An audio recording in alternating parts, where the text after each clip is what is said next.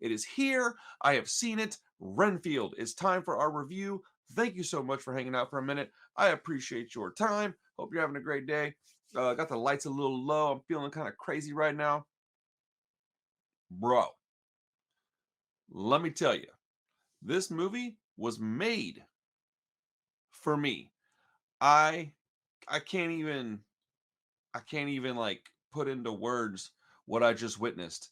It's 90 minutes. It's got Nick Cage in it, my favorite actor. It's got Ben Schwartz in it. It's got Nicholas Hoult. It's got Aquafina. And honestly, Aquafina, though pretty decent, was the weakest link in the whole thing, in my personal opinion. But it had two minor roles that I didn't know were coming that made me like it even more. It had Carolyn Williams from Texas Chainsaw Massacre 2 in it, and it also has Jenna Cannell.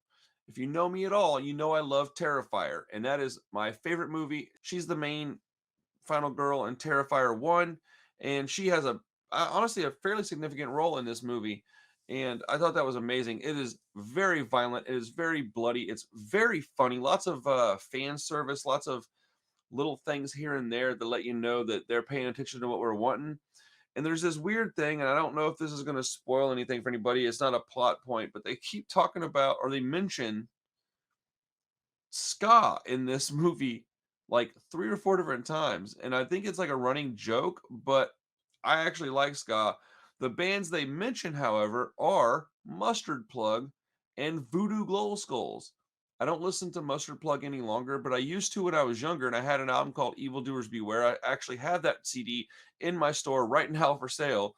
And Voodoo Glow Skulls I've been listening to since I was in high school because I discovered them when they were on Epitaph Records with Rancid, and they had a song called Fat Randy, and my name's Randall, so I went by Randy in high school and stuff. So um, yeah, I don't know. It's just one of those funny coincidences that I just don't know where it came from. Man, it was awesome. I mean, was this movie perfect? No, but did it check off every box that I was looking for it to check off?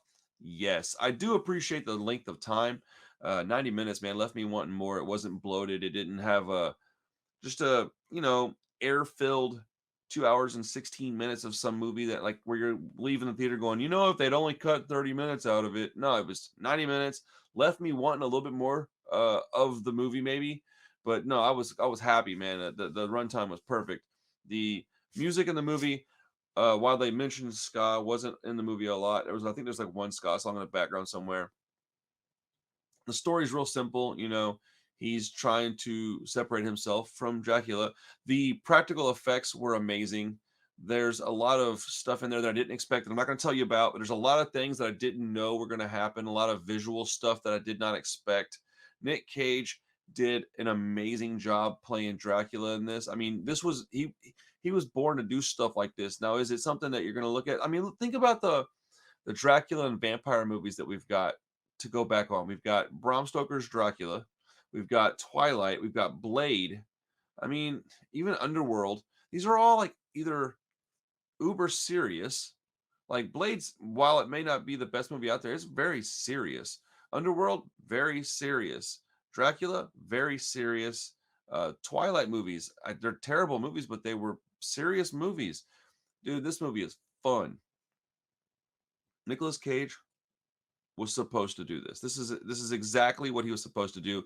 There were so many little things in this movie that made it so much better. And I mean, oh, dude, like every second of him on screen doing this was awesome, man. It was so much fun.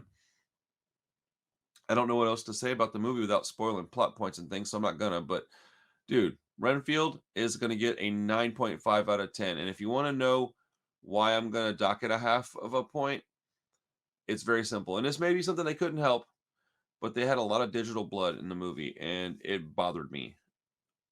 That's it. Everything else I thought was awesome. The acting was fine. The dialogue's pretty funny. A lot of funny dialogue in there. A lot of good one-liners. The story was exactly what you needed. It wasn't too much story, because if you got too much story, then you wouldn't get to have all the unnecessary violence. Uh, but the choreography, the fight choreography, it was cool, man. Like they I mean, it was actually really, really cool. I don't know. I couldn't tell if they were using wires or CG. Don't really care. I imagine probably a combination of the two. Shoot, honestly, might have just been CG, but it was a lot of fun, man. Everything about it was fun, and they went places with some of the action and the violence that you didn't think they were going to go. It pushes the envelope to the edge, and then it just runs up and slides off it like it's a skateboard. It just goes right off the edge. This movie is awesome, dude. 9.5 out of 10. Renfield, go see it. I think you're gonna like it. If you like movies that I recommend, go check out Renfield. This one is not for everybody. I really don't think my buddy Josh is gonna dig it. Hugh probably won't like it much. I think Chris will probably find it pretty entertaining.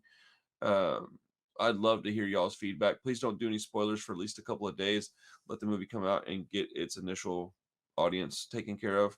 But I'm so hyped right now. I'm doing this review right now. It's 2:23 a.m. because I just got back from the theater. There's no way I'm sleeping. So yeah, man, awesome movie, dude. I had a blast. Yeah, I'm gonna shut up and get up out of here. Y'all have a great day, everybody. I'll see you soon. Peace.